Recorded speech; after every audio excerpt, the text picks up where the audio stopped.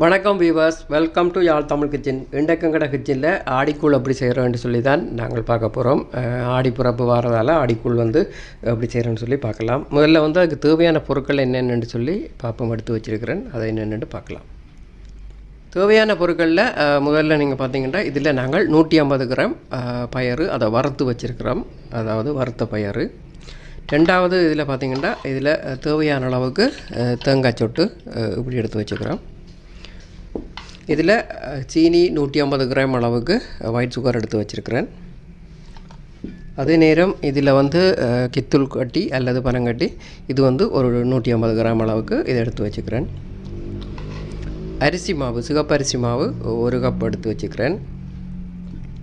அதே நேரம் உளுந்து மாவு இதுவும் 1 கப் எடுத்து வச்சுருக்கிறேன். இதில் தேங்காய் பால், முதலாவது பால் ஒரு 500 ml எடுத்து வச்சுருக்கிறேன். ரெண்டாவது பால், தேங்காய் பாலில் ரெண்டாவது, இதுலேயும் ஒரு 500 ml அளவுக்கு ரெண்டாவது பாலும் இருக்குது.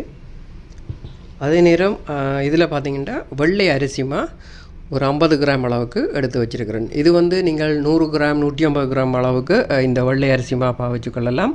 அதை என்னத்துக்காக இந்த ஒயிட் ரைஸ் புலாவ் எடுத்து வச்சுக்கிறேன் அப்படின்றத நான் கொஞ்சம் லேட்டாக அதை செய்யும்போது உங்களுக்கு காட்டுறேன்.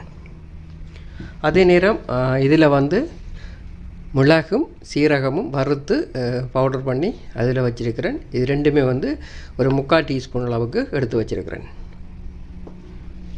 இதில் உப்பு, அது டேஸ்ட்டுக்கு ஏற்ற அளவுக்கு உப்பு நாங்கள் சேர்த்துக்கொள்வோம். இவ்வளவு தான் இதனுடைய பிரதானமான பொருட்கள். அடுத்தது தண்ணி தேவை. இவ்வளவு தான். இதை வச்சு நாங்கள் எப்படி செய்கிறோன்னு சொல்லி பார்க்கலாம். மேலும் இப்போ முன்னாடி சேனலுக்கு புதியவர்கள் எங்களை சேனலை சப்ஸ்கிரைப் பண்ணிக்கொள்ளுங்க. அதே நேரம் பக்கத்தில் இருக்கிற பெல் ஐக்கனை கிளிக் பண்ணி உங்களோட ஆப்ஷனில் வச்சுடுங்க. அப்போ தான் நாங்கள் போடுற வீடியோக்களோட நோட்டிஃபிகேஷன் உங்களுக்கு உடனே வரும். சரி, வாங்க இப்போ நாங்கள் முதல்ல பயரை அவிய வச்சிடலாம். இந்த பயறு வறுத்து வச்சுருக்கிறோம். இந்த பயரை இதில் நாங்கள் சேர்த்துடலாம். இதுக்கு ஒரு 1.5 கப் அளவுக்கு தண்ணி விட்டுடுங்க.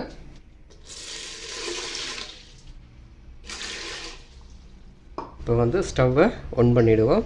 உப்பு ஒன்றும் போடக்கூடாது, பயறு அவியாது.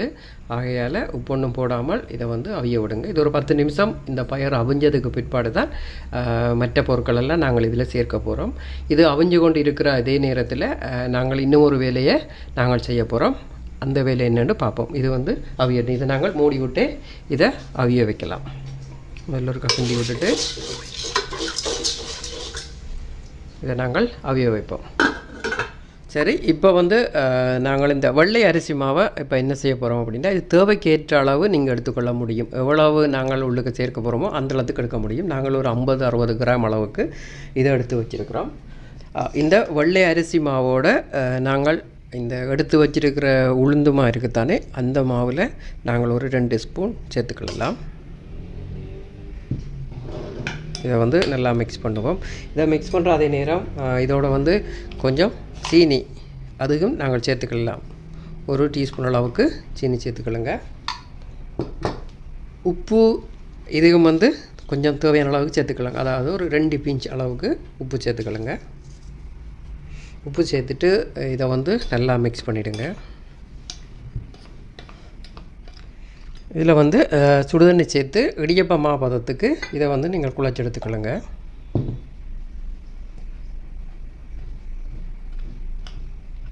சரி, இதை நல்லா கையால் குழச்சி எடுத்துக்கொள்ளுங்க.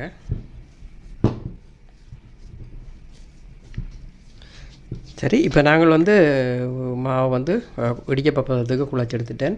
பார்த்திங்கன்னா தெரியும், இது கருப்பு கருப்பாக இதில் இருக்குது. இது தோல் நீக்காத கருப்பு உளுந்தில் அரைச்ச மாவு. அதால் தான் இது கருப்பு கருப்பாக இருக்குது. ஓகே, இப்போ எங்களுக்கு நாங்கள் இதை இடியப்ப மாப்பதத்துக்கு இதை குழச்சி எடுத்துட்டோம். இப்போ கையில் கொஞ்சம் எண்ணெய் தடவிக்கொள்ளுங்க. எண்ணெய் தடவிட்டு இதை சின்ன சின்ன உருண்டையாக, அதாவது நாங்கள் சில்லுக்களி செய்கிறதுக்கு உருண்டை எடுப்போம், அல்லது மணிப்புட்டு செய்கிறதுக்கு நாங்கள் உருண்டை பண்ணுவோம். அதே மாதிரி இப்படி சின்ன சின்னன்னா நாங்கள் உருட்டிக்கொள்ள முடியும். இது மாதிரி எல்லாத்தையும் உருட்டி எடுத்துருவோம் ஃபஸ்ட். சரி, இதில் நாங்கள் இந்த உருண்டைகள் எல்லாம் அழகாக பிடிச்சி வச்சுருக்கிறோம். இதில் அழகாக பிடிச்சது நான் இல்லை, கொஞ்சம் பெருசாக சைஸாக பிடிச்சது நான், மற்றதெல்லாம் வேறு அழகான கையால் பிடிச்சிருப்பாங்கன்னு நினைக்கிறேன். அதால் அழகாக இருக்குது. சரி, இப்போ வந்து உருண்டையை வந்து நாங்கள் இப்போ ரெடி பண்ணிட்டோம். இப்போ பயரும் வந்து அவிச்சு அதுவும் இப்போ அவிஞ்சிட்டுது.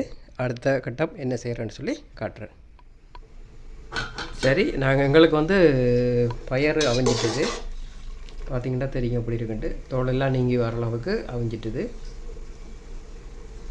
இதுதான் இதனுடைய பருவம். இந்த இதுலேயே இதை வந்து நாங்கள் இப்போ அடுத்த ப்ரோசஸுக்கு நாங்கள் ரெடி ஆகிடலாம். சரி, இப்போ நீங்கள் எங்களுக்கு பயரெல்லாம் அவிஞ்சிட்டுது. இப்போ எடுத்து வச்சுக்க சிவப்பரிசி மாவை வந்து இந்த ஒரு பவுலில் சேர்த்துடலாம். உளுந்துமா எடுத்து வச்சுக்கிறோம், அதையும் இதில் சேர்த்துடலாம். சீனி இதையும் சேர்த்துடலாம். இது சேர்க்காமல் கடைசியாக போட்டாலும் பரவாயில்லை. ஆனால் நாங்கள் இப்போவே சேர்த்துருவோம். இது ரெண்டையும் மிக்ஸ் பண்ண ஈஸியாக இருக்கும். இது வந்து நல்லா மிக்ஸ் பண்ணி விட்ருங்க. ஒன்று கலக்கட்டும்.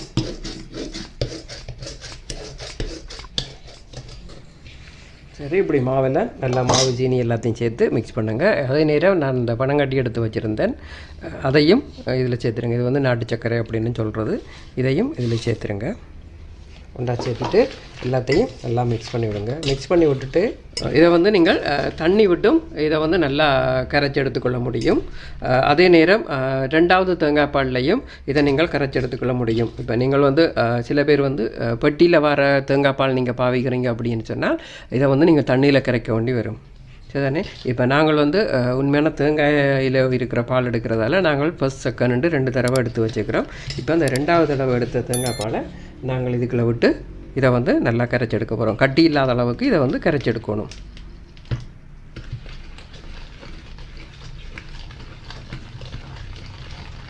இதே மாதிரி இதை நல்லா கரைச்சி எடுத்துகிட்டு காட்டுறேன்னு பாருங்கள்.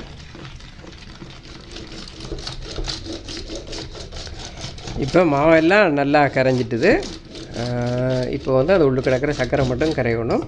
அதை வந்து சூடு பண்ணும்போது அது கரைஞ்சிடும். எல்லா பாலையும் இதில் நாங்கள் சேர்த்துடலாம்.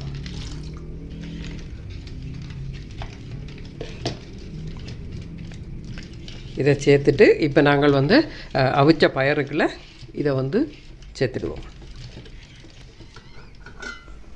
சரி, இப்போ பயறு வந்து முன்னமே சொன்னதாக எல்லாம் அவிஞ்சிட்டு.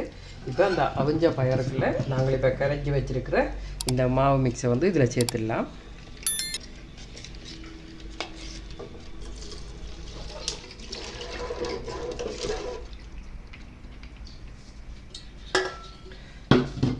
இந்த மாவு மிக்ஸ் பண்ணின அந்த சட்டியை கொஞ்சம் தண்ணி விட்டு அலசி அதையும் இதில் சேர்த்துடுங்க.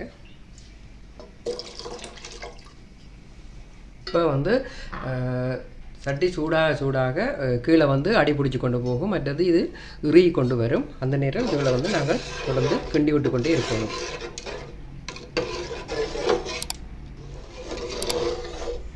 இப்போ வந்து கைவிடாமல் நீங்கள் கிண்டி கொண்டு இருக்கணும், இல்லாட்டி கீழே வந்து அடி பிடிச்சிடும் சட்டி. நாங்கள் உப்பு சேர்க்கலை இது வரைக்கும். அப்போ ஆகையால் இப்போ இதில் வந்து நாங்கள் உப்பு சேர்த்துக்கொள்வோம்.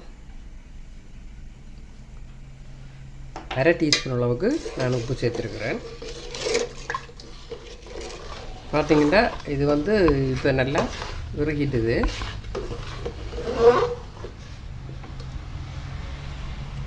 மிளகா தேங்காய் பால் அதை இதில் சேர்த்துருவோம்.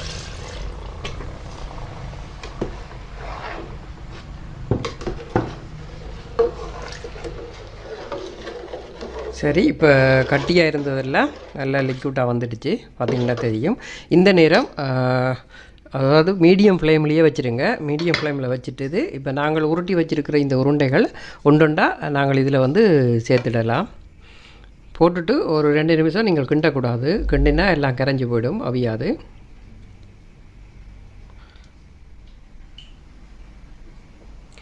இதை வந்து போட்டு ஒரு 2 நிமிஷம் நீங்கள் இதை கிண்டாமல் அப்படியே லோ ஃப்ளேமில் இருந்துட்டால் தான் இது அவியும்.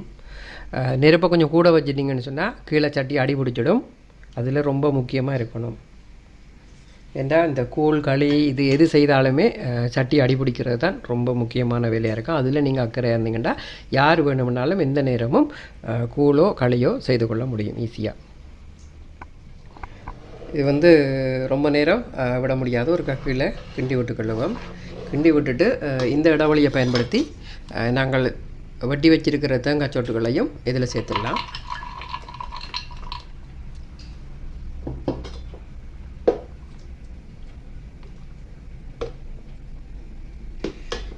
தேங்காய் சொட்டு போட்டு அதே டைமில் அல்லது கொஞ்சம் லேட்டாக கூட நீங்கள் போட முடியும் இறக்குற நேரம்.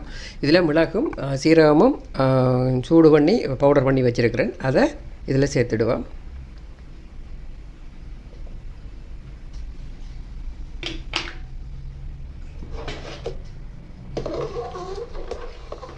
நாங்கள் இப்போ ஸ்டவ்வை வந்து ஆஃப் பண்ணிவிடுவோம்.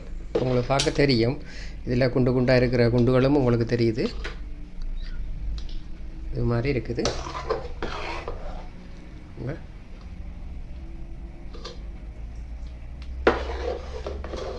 இப்படித்தான் ஆடிக்கூழ் செய்கிறது. நான் இப்போ ஒரு கிளாஸ் பவுலில் போட்டுட்டு உங்களுக்கு ஆர்டர் எப்படி இருக்குன்னு பாருங்கள்.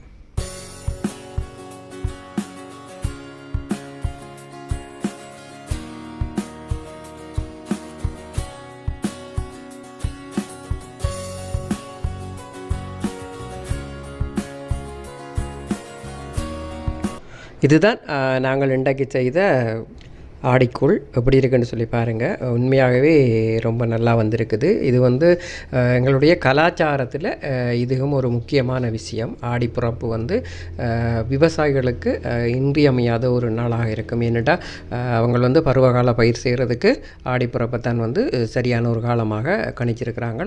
அதைத்தான் பயன்படுத்துவாங்க. ஆகவே ஆடிப்பிறப்பில் எல்லாரும் இது மாதிரி செய்து குடித்து எங்களுடைய கலாச்சாரத்தை நாங்கள் இன்னும் காத்து கொள்ள வேணும் அப்படின்ட்டு கேட்டு எங்களுடைய இந்த காணொலியை நிறைவு செய்கிறோம்.